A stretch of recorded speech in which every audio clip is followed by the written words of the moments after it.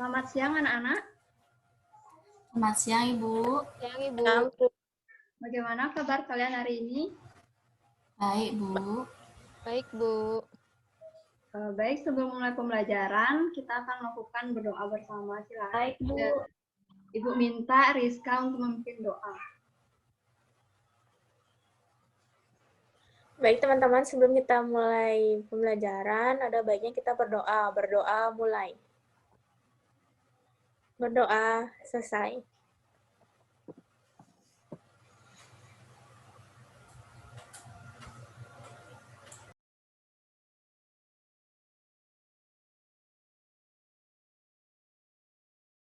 Ibu, suaranya nggak kedengaran. Oh ya, maaf ya anak-anak. Baik, untuk meningkatkan rasa nasionalisme kita dan semangat kita, Ibu minta kalian untuk menyanyikan lagu Garuda Pancasila. Silakan Mekar Wulandari untuk memimpin teman-temannya. Baiklah teman-teman, kita sekarang akan menyanyikan lagu Garuda Pancasila. 1, 2, 3. Garuda Pancasila, Aku pendukungmu, Patriot proklamasi, sedia berkorban untukmu. Pancasila, dasar negara, rakyat adil makmur senusa, bangsaku. Ayo Ayo maju, ayo maju, maju. Ya, terima kasih untuk adik-adik semua. Untuk memulai pembelajaran, Ibu akan membuka PowerPoint.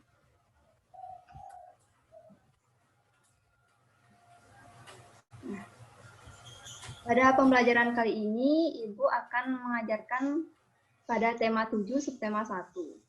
Apakah kalian melihat kedua gambar tersebut? Gambar ini? Menurut kalian, gambar menang lomba merupakan kegiatan yang menyenangkan atau tidak menyenangkan? Menyenangkan. Yang menyenangkan, Bu. Kemudian, sakit apakah menyenangkan atau tidak? Tidak menyenangkan. Baik, selanjutnya, tamasya ke kebun binatang menyenangkan atau tidak? Menyenangkan. Rumah kebanjiran? Tidak menyenangkan. Baik. Pada berikutnya ada teks. Ibu minta Sista Cahyani untuk membaca teks pada slide.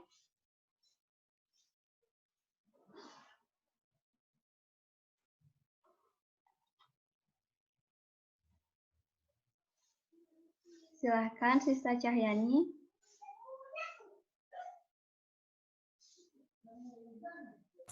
Sinyalnya jelek, Bu. Ya, kalau gitu Sinta, silakan membaca. Rempah-rempah begitu melimpah di bumi Indonesia. Melimpahnya rempah-rempah dapat meningkatkan kesejahteraan masyarakat Indonesia. Namun rempah-rempah yang begitu melimpah juga membuat bangsa-bangsa di Eropa berusaha untuk menguasai perdagangannya. Baik, terima kasih Sinta Dia. Dari teks tersebut, maksudnya yaitu Indonesia ini memiliki rempah-rempah yang sangat melimpah. Hampir setiap daerah memiliki rempah-rempah ciri khasnya. Nah, dari adanya rempah-rempah tersebut, banyak bangsa-bangsa barat atau bangsa-bangsa Eropa datang ke Indonesia untuk melakukan perdagangan. Awalnya mereka melakukan perdagangan, namun setelah ditelusuri, ternyata Indonesia memiliki kekayaan alam yang lainnya yang begitu banyak, sehingga memunculkan adanya penjajahan dari bangsa-bangsa Eropa kepada Indonesia. Nah, peristiwa kedatangan bangsa-bangsa Eropa atau Barat ini merupakan kegiatan yang tidak menyenangkan. Bangsa Eropa ini menjelajah Indonesia mulai akhir abad ke-15. Kemudian dimulai dari bangsa Portugis yang sampai ke Indonesia pertama kali di Malaka pada tahun 1511. Selanjutnya, bangsa Spanyol yang mendarat di Tidore, Maluku pada tahun 1521. dan bangsa Inggris dan bangsa Belanda yang datang ke Indonesia pada tahun 1596 yang mendarat di Pelabuhan Banten. Berikutnya, adapun faktor-faktor pendorong penjelajahan samudra antara lain. Yang pertama adanya keinginan mencari kekayaan. Ibu minta tolong untuk Mekar Wulandari membaca yang pertama.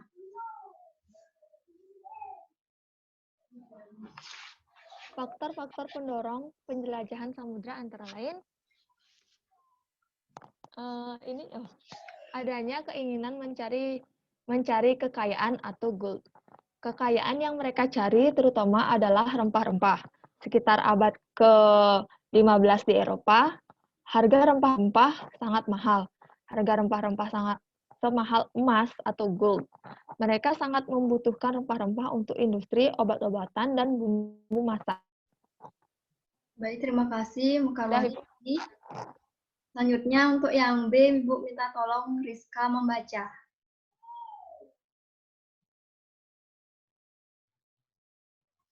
Rizka, tolong hidupkan mikrofonnya. Ya, maaf, Bu. Adanya keinginan menyebarkan agama atau gospel. Selain mencari kekayaan dan tanah jajahan, bangsa Eropa juga membawa misi khusus. Misi khusus tersebut adalah menyebarkan agama kepada penduduk daerah yang dikuasainya. Tugas mereka ini dianggap sebagai tugas suci yang harus dilaksanakan ke seluruh dunia dan dipelopori oleh bangsa Portugis. Baik, terima kasih untuk Rizka. Selanjutnya untuk yang C, Ibu minta tolong Sista Cahyani untuk baca. Yang ketiga yaitu adanya keinginan mencari kejayaan atau glory. Di Eropa ada suatu tanggapan bahwa apabila suatu negara mempunyai banyak tanah jajahan, negara tersebut termasuk negara yang jaya atau glory. Dengan adanya anggapan ini, negara-negara Eropa berlomba-lomba untuk mencari tanah jajahan sebanyak-banyaknya. Baik, terima kasih Sista. Selanjutnya yang terakhir. Silakan Sinta Diah untuk membaca.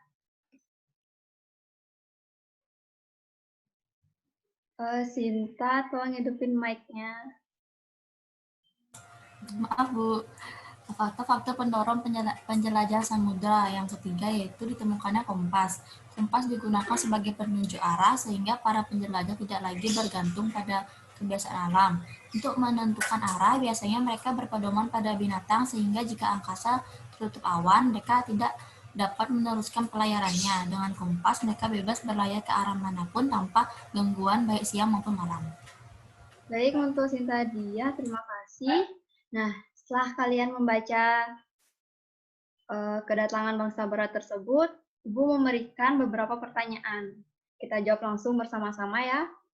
Yang pertama, siapa yang dimaksud dengan bangsa barat? Ayo kita jawab bareng-bareng. Ya, Bu. Ya, silakan Mekar. Yang dimaksud dengan bangsa-bangsa barat adalah bangsa Eropa yang menjajah Indonesia.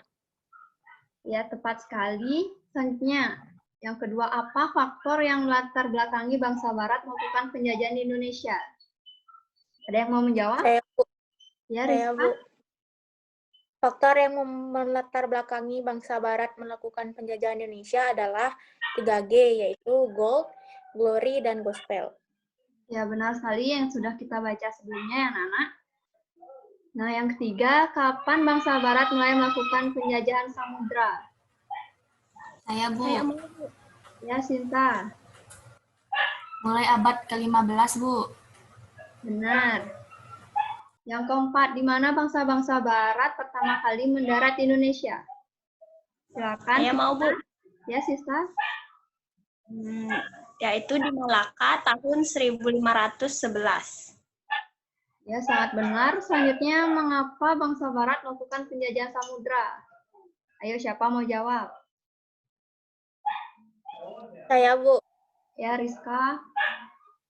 Karena Indonesia memiliki kekayaan alam yang melimpah. Baik. Selanjutnya, yang keenam, bagaimana kondisi rakyat yang mengalami penjajahan? Saya, Bu. Ya, Sinta Diah. Sangat menderita. Benar. Nah, ini merupakan pertanyaan-pertanyaan. Dari pertanyaan siapa, apa, kapan, di mana, mengapa, dan bagaimana. Nah, apakah kalian bisa membuat pertanyaan? Salah satunya misalnya siapa, ada yang mau membuat pertanyaan, bebas ya pertanyaannya. Coba Mekar Wulandari. Membuat pertanyaan apa saja. Dari mana gininya, Bu? Dari bacaan yang tadi itu. Boleh aja, yang penting ada unsur di mana, bagaimana, unsur pertanyaannya ada.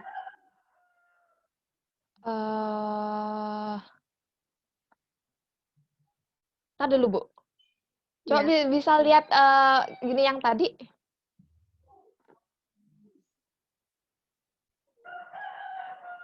Melihat yang mana, Wulan? Yang pertama. Ini.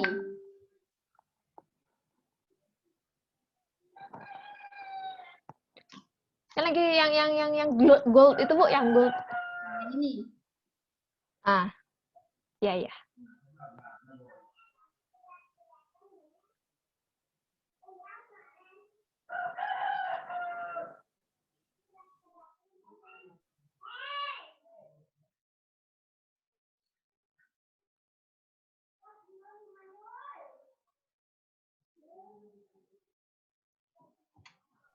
Sudah, Bu. Ya, coba bisa. Pertanyaan saya, siapakah yang menjajah bangsa Indonesia saat itu? Ya, tepat sekali. Selanjutnya, apakah ada yang ingin membuat pertanyaan? Ya, silakan Sintadia.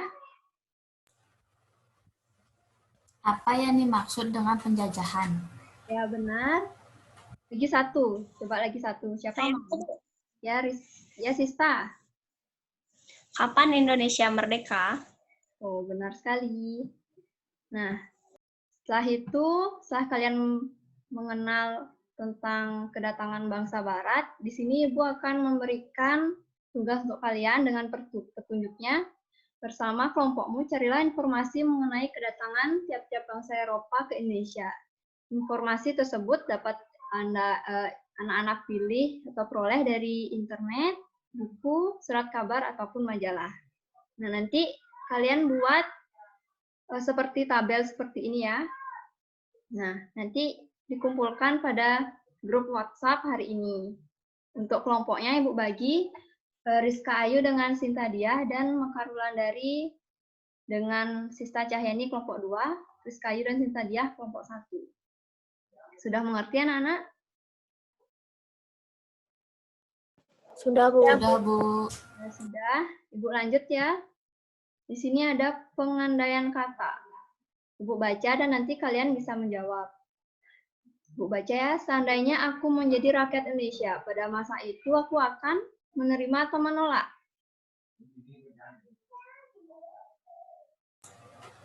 Menolak. Ya, Menolak. menolak kedatangan bangsa Eropa Indonesia. Kalian tahu menolak itu kata dasarnya apa? Tolak, Bu. Ya, benar, tolak. Selanjutnya, penjajah, membantu atau menyengsarakan kehidupan rakyat Indonesia.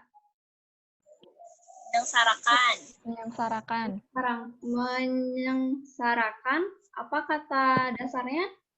Sengsara. Pintar. Sikap para penjajah awalnya baik atau jahat? Baik. Baik. Kenapa baik? Karena membantu Indonesia. Ya, karena membantu Indonesia. Ya, dengan melakukan perdagangan. Nah, namun pada akhirnya kelihatan juga sifat aslinya yaitu ramah dan suka menolong atau menindas dan kejam. Menindas dan kejam. Ya, menindas dan kejam karena mereka menjajah bangsa Indonesia. Baik, untuk selanjutnya, sifat-sifat benda. Ini kalian lihat, ini adalah gambar cengkeh. Dan ini cengkeh yang sudah dikeringkan.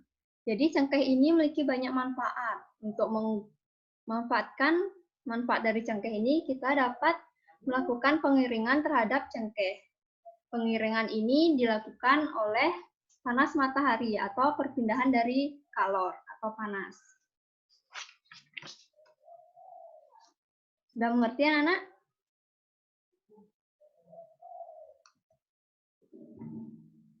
Nah, selanjutnya ada teks sifat-sifat benda. Coba Rizka baca.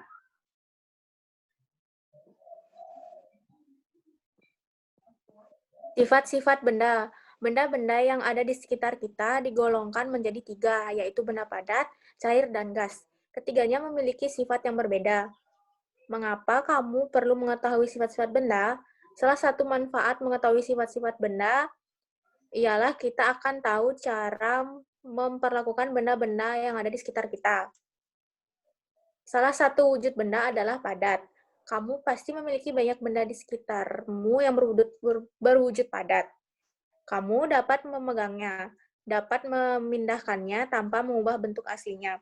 Benda padat yang ada di sekitarmu dapat diubah dengan beberapa perlakuan seperti diberi panas, diberi tekanan tinggi, diberi perlakuan fisik seperti menggunting, menekan, melipat, dan menyobek. Ya, terima kasih untuk Rizka. Selanjutnya, Bu minta Sista Cahyani untuk membaca. Wujud berikutnya adalah cair. Benda-benda cair dapat ditemui dengan mudah di sekitarmu. Air merupakan hal penting dalam kehidupan makhluk hidup yang berwujud cair. Benda cair yang ada di rumahmu biasanya berada dalam sebuah wadah seperti bak mandi, baskom, gelas, atau ketel air. Perhatikanlah bahwa setiap benda cair itu dipindahkan, ia akan berubah mengikuti wadahnya. Jika wadahnya berlubang, benda cair itu akan segera mengalir keluar dari wadahnya. Jika kamu melihat sungai atau air terjun, air yang ada di dalam badan sungai akan mengalir dari tempat yang lebih tinggi ke tempat yang lebih rendah. Benda cair juga dapat merambat melalui serat-serat halus dari bahan seperti bahan kain. Benda cair mengisi rongga kecil atau pori-pori bahan tersebut. Ya, terima kasih untuk Sista. Selanjutnya teks yang terakhir. Coba Sinta Dia untuk membaca.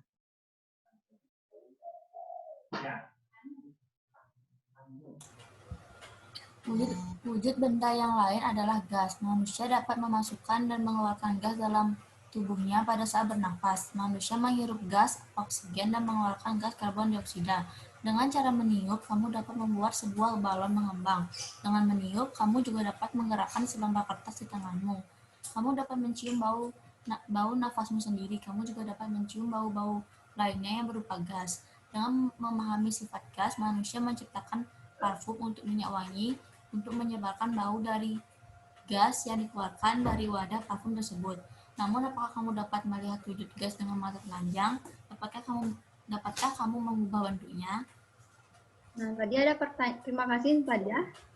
Nah, ada pertanyaan. Apakah kamu dapat melihat wujud gas yang dengan mata telanjang? Apakah kalian bisa melihat, anak-anak? Tidak. Ya, tidak. Baik. Sifat-sifat benda yang pertama itu ada benda padat. Benda padat ini bentuknya tetap, tidak bergantung pada bentuk wadahnya. Namun, benda padat sebenarnya dapat berubah bentuknya, namun ada proses yang didahului. Misalnya kayu. Kayu merupakan benda padat. Setelah diproses, ia akan menjadi meja ataupun kursi dan benda lainnya, tapi dia tetap benda padat. Dan sifat benda padat ini volumenya tetap dan berbentuk padatan. Benda cair ini bentuknya berubah bergantung dari bentuk wadahnya. Kita lihat contoh benda cair yaitu air. Nah, bentuk permukaan benda cair ini yaitu tenang, dan benda cair mengalir ke tempat yang lebih tinggi ke tempat yang lebih rendah. Nah, air ini bentuknya berubah tergantung wadahnya. Kita lihat pada gambar yang ini. Pertama, air mengikuti bentuk dari gelas. Yang kedua, air mengikuti bentuk dari mangkok. Dan yang ketiga, air mengikuti bentuk dari botol. Selanjutnya, benda gas. Contohnya itu balon. Bentuknya tidak tepat dan memenuhi ruang wadah yang lainnya. Kemudian volumenya berubah-berubah dan molekul-molekulnya tidak beraturan dan sangat berjauhan. Pada benda padat, ada yang ingin memberikan contoh benda padat?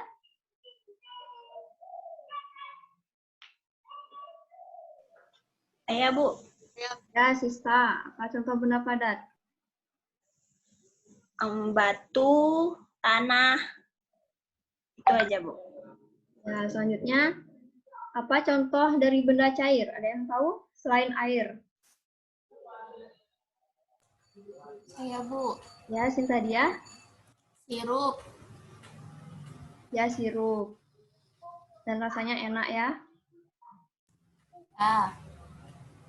Nah, setelah kalian melihat PPT tersebut, Ibu akan menampilkan video.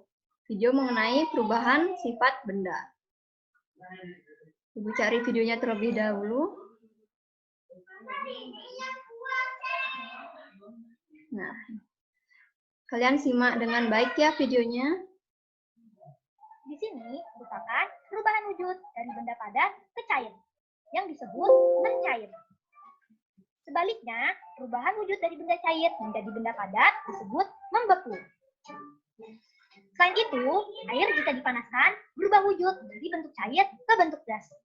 Hasilnya, nanti keluarlah uap air. Perubahan ini disebut menguap. Sekarang, lihatlah ini.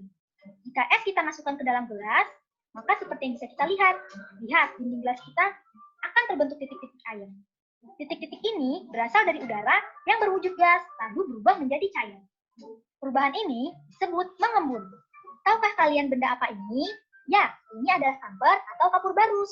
Selain membeku, mencair, dan mengembun, ada pula perubahan wujud yang disebut menyublim. Seperti yang terjadi pada kapur barus atau kamper ini. Kapur barus yang disimpan pada lemari pakaian, lama-kelamaan akan habis, karena berubah wujud menjadi gas yang berbau wangi. Menyublim itu merupakan peristiwa perubahan zat padat menjadi gas. Wah, aku sekarang lebih mengerti tentang perubahan wujud benda. Bagus itu. Sekarang coba kalian lihat ini ya. Tahukah kalian mengapa jas hujan ini terbuat dari plastik? Jas hujan dibuat dari bahan plastik karena plastik tahan air. Jadi sifat-sifat benda mempengaruhi kegunaannya. Contoh lainnya, misalnya ketika kamu menyampul bukumu dengan plastik. Kamu membungkus bukumu dengan plastik agar tidak rusak terkena cairan, bukan? Tahukah kalian mengapa ban mobil terbuat dari karet? Ya, betul. Karena karet bersifat lentur. Sehingga kita akan merasa nyaman saat mengendarainya. Coba bayangkan kalau ban terbuat dari besi atau kayu. Pasti jalannya lambat. Wih, seru kan belajar sambil bermainnya? Jadi hari ini kita sudah belajar apa saja? Nah, itu merupakan video perubahan sifat zat benda.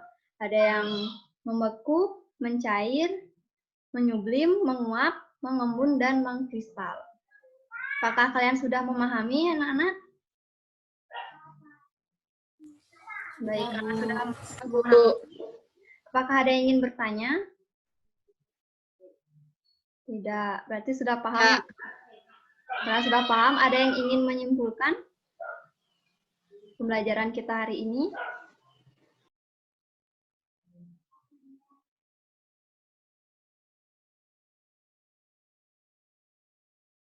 Ya, Ibu simpulkan langsung ya, karena juga sudah siang, pasti kalian sudah sangat mengantuk. Jadi, kita telah mempelajari pertama tentang kedatangan bangsa Barat, yang karena Indonesia memiliki rempah-rempah yang melimpah. Dan untuk memanfaatkan rempah-rempah, kita dapat memanaskan dari kalor atau dari sinar matahari langsung. Nah, benda-benda ini memiliki perubahan. Misalnya yang pertama dari cengkeh itu dari masih segar, kemudian dikeringkan menjadi panas. Adapun perubahan sifat benda itu ada yang mencair, membeku, menyublim, menguap, membeku, dan mengkristal. Dan itu merupakan perubahan sifat benda-benda. Adapun sifat benda itu ada benda padat yang sifatnya tidak berubah mengikuti wadahnya, kemudian pada benda cair mengikuti wadahnya, dan benda gas itu molekul-molekulnya sangat luas atau terbuka. Baik, untuk mengakhiri pertemuan kali ini, Ibu akan tutup dengan doa yang akan Ibu pimpin sendiri ya. Baik anak-anak, sebelum kita mengakhiri pembelajaran, ada baiknya kita berdoa terlebih dahulu. Berdoa mulai. Berdoa selesai. Oh ya, untuk tugas yang tadi ingat dijawab ya adik-adik. Baik, Ibu tutup dengan selamat siang dan sampai jumpa. Selamat siang, sampai jumpa Ibu. Terima kasih.